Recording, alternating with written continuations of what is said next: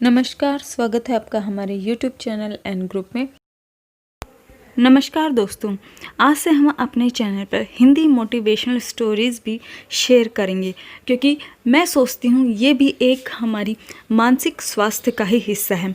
Motivational stories हमें प्रेरित करती हैं अपने कार्य को करने के लिए, हमारा उत्साह बनाए रखती हैं, हमारे अंदर एक पॉजिटिव एनर्जी भर देती हैं जिससे हम अपना कार्य दुगनी क्षमता से कर पाते हैं और खुश रहते हैं और फोकस्ड रहते हैं अपने लक्ष्य की ओर। तो आज जो स्टोरी मैं आपके साथ शेयर करने जा रही हूँ उसका नाम है ईश्वर का न्याय। जैसा कि इसके नाम से ही हमें पता चलता है, ईश्वर कभी भी अपने बच्चों के साथ बुरा नहीं करते। हमें जो भी फल मिलता है वो हमारे कर्मों का ही परिणाम होता है, फिर चाहे वो कर्म हमने इस जन्म में किए हों या पिछले जन्म में किए हों। तो आज की कहानी हमें यही संदेश देती है कि हमें हमेशा अच्छे कर्म ही करने चाहिए, किसी को कभी दुख नहीं देना चाहिए। तो देखते हैं कि ये कहानी क्या है। एक समय की बात है, गुरु और शिष्य रहते थे। गुरु बहुत ही ज़्यादा गंभीर, बुद्धिमान और शांत स्वभाव के थे। इसके विपरीत उनका शिष्य बहुत ही चंचल स्वभाव का था। इधर उधर बातों का ध्यान रखना, हर तरह की बातों में पड़ना मानो उसका स्वभाव हो। एक बार गुरु और शिष्य कहीं भ्रमण करने जा रहे थे तो रास्ते में उन्हें एक नदी दिखाई दी। वहाँ पर उन्होंने देखा कि एक व्यक्ति नदी में मछलियों को पकड़ने के लिए जाल डाल रहा है। ये देखकर वो शिष्य भड़क उठा और उस मछुआरे को खरी खोटी सुनाने लगा। बदले में वो मछुआरा भी उस शिष्य से लड़ने लग गया। झगड़ा ज़्यादा बढ़ता देख गुरु ने अपने शिष्य को बुलाया और अपने साथ चलने को कहा। उन्होंने अपने शिष्य को कहा कि हमारा काम सिर्फ लोगों को समझाना है, उनको सही रास्ता दिखाना है। दंड देने का काम हमारा नहीं है। ईश्वर ने हमें किसी को सजा देने के लिए नहीं भेजा।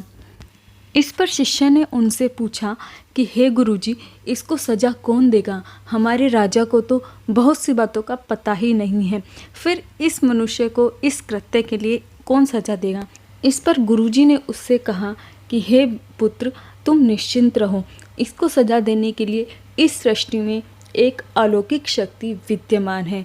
वो हर किसी को देखती है, उसकी नज़र सब पे है, उसकी नज़र से कोई नहीं बच सकता। सबको अपने कर्मों का फल भोगना ही पड़ता है। ये कहकर वो गुरु और शिष्य अपने रास्ते चल पड़े। इस बात को ठीक 2 वर्ष बीत चुके थे और 2 वर्ष बाद वही गुरु शिष्य उसी तालाब से होकर गुजरे। उस समय शिष्य भी उस 2 साल पहले वाली घटना को भूल चुका था। उसने देखा कि एक सांप अधमरी दशा में पड़ा हुआ था और हजारों चींटियां उसको नोच नोच कर खा रही थी। ये देखकर उसका हृदय दया से भर गया और वो उस सांप को बचाने के लिए आगे बढ़ा। तो जैसे ही वो आगे बढ़ा, उस गुरुजी ने उस शिष्य को हाथ पकड़कर उसे रोक लिया और कहा, पुत्र, इसे अपने कर्मों का फल भोगने दो।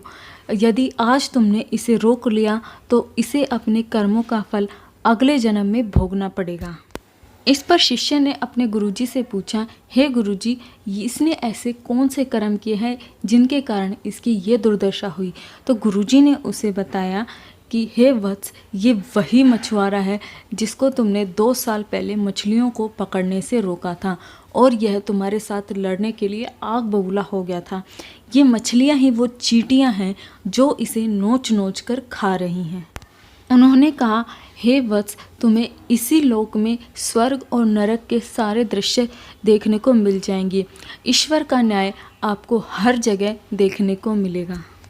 कोई भी व्यक्ति अपने कर्मों के फल को भोगने से वंचित नहीं रह सकता, फिर चाहे उसने अच्छे कर्म किए हों या बुरे कर्म किए हों, उनके अनुसार उनको उसका फल भोगना ही पड़ता है। इसीलिए भगवान ने वेदों में उपदेश देते हुए कहा है कि अपने किए हुए कर्मों को हमेशा याद रखो, हमेशा विचारते रहो कि मैंने क्या किया है, क्या नहीं किया है, और मैं जैसा कर रहा हूँ उसका फल मुझे अवश्य ही मिलेगा। जीवन का हर क्षण कीमती है, इसे बेकार की बातों में व्यर्थ मत जाने दो। तो दोस्तों, हम चाहे ईश्वर पर विश्वास करें या ना करें, अपने कर्मों का फल भोगने से हमें कोई नहीं रोक सकता।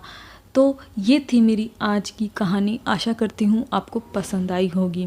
अगर ये कहानी आपको पसंद आई तो कमेंट सेक्शन में लिखकर हमें ज़रूर बताएं।